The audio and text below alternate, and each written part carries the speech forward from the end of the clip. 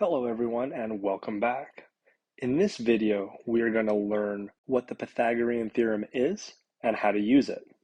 So let's get started. The first thing we have to understand are the parts of triangles. We have three sides. In this particular case, we have a right triangle, which means that this angle is 90 degrees. That's very important because you cannot use the Pythagorean theorem unless you have a right triangle. We also talk about a couple other things. Side B is typically referred to as the base, which doesn't always have to be the bottom. The height, side A, is going to be perpendicular to the base, and that's really important, and we'll talk about that later. Lastly, side C is the hypotenuse, which is always going to be the longest side of a right triangle. So to recap, we have a base, we have a height, and we have a hypotenuse. Now let's apply that to the Pythagorean theorem. The Pythagorean theorem is a squared plus b squared equals c squared. Which side you call A and which side you call B is not particularly important. However, the longest side, or the hypotenuse, must always be side C. Now let's try an example. The problem wants us to solve for the missing side, being the question mark. This problem should also tell us that this is a right triangle by a 90-degree marker. So now that we know we have a right triangle, let's apply the Pythagorean theorem. Again, we have a side, a second side, and the hypotenuse. So when we write the equation, it looks like a squared plus b squared equals c squared. Notice these are color coordinated, so all we have to do is plug in our numbers. We have 3 squared plus 4 squared equals c squared. We can simplify this. So 3 squared will give us 9, 4 squared will give us 16, and we leave c squared alone. Adding and simplifying, 9 plus 16 gives us 25, which is equal to c squared. And we solve for the unknown number. We will take the square root of both sides. The square root of c squared cancels the squared, and that leaves you with c equals, and then the square root of 25 is 5. Now, all of these were given to us in centimeters, so our missing side is going to be 5 centimeters. In some different problems, you may also get some triangles that look a little bit different. You'll notice here that we don't have a right triangle. This is actually an isosceles triangle because these two sides are equal and the third side is different. But we can only apply the Pythagorean theorem to right triangles.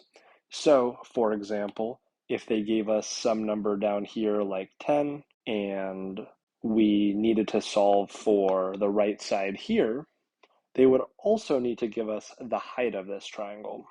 And that's important because if they give us the height of the triangle, say 5, we now have a right triangle right here. And we'll show that in the next example. So let's say we have this similar triangle and they give us a height of 12 with a base of 10, and they want us to find the missing side. Our right triangle in this case is going to be defined by the height, and this yellow triangle is what we are actually looking to solve. So if we draw it over to the right, we know that the height is 12, we have a question mark, and now we need to solve for the base. Well, we know the big triangle that we started with is 10, and the height cuts it in half in this situation, so we can take 10 divided by 2, and that gives us 5 feet. Now we have a right triangle where we have 2 of the legs, and we can find the hypotenuse using the Pythagorean theorem.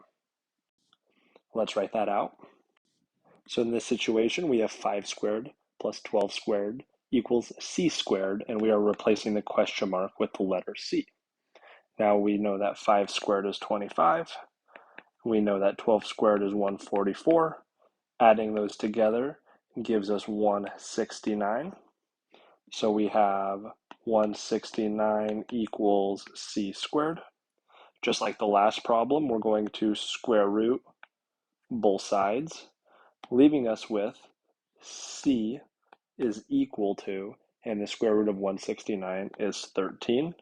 And don't forget the units, feet. And that's our final answer.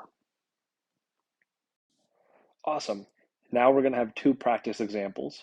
So go ahead and pause this video and try this one on your own. Just like the previous problems, we'll assume that this is a right triangle by putting the mark down there.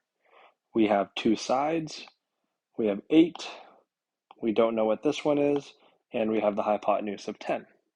So let's apply the Pythagorean theorem and see what that looks like. So once you plug everything in, you have 8 squared plus b squared equals 10 squared. We have replaced the question mark with b. Now you may be asking yourself, why did I plug this in for b and not c like all the other problems? Well, pay close attention here because b, or the missing side, is not the longest side or the hypotenuse. So you have to remember, if you're solving for the hypotenuse, that gets plugged into c. If you're solving for one of the legs, the shorter sides, you're going to plug that into a or b.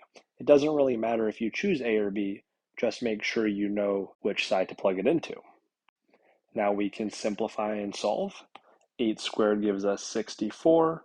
We leave b squared alone, and 10 squared is 100. We'll write our symbols.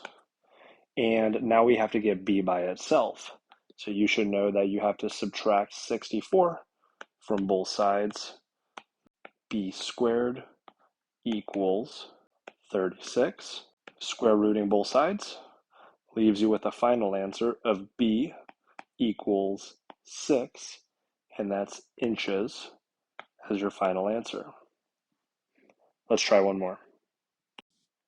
All right, if you haven't tried it already, pause this video and then you'll get to see the solution. So just like in our previous examples, we'll want to break this into a right triangle. What that will look like is a right-handed triangle with a little symbol here.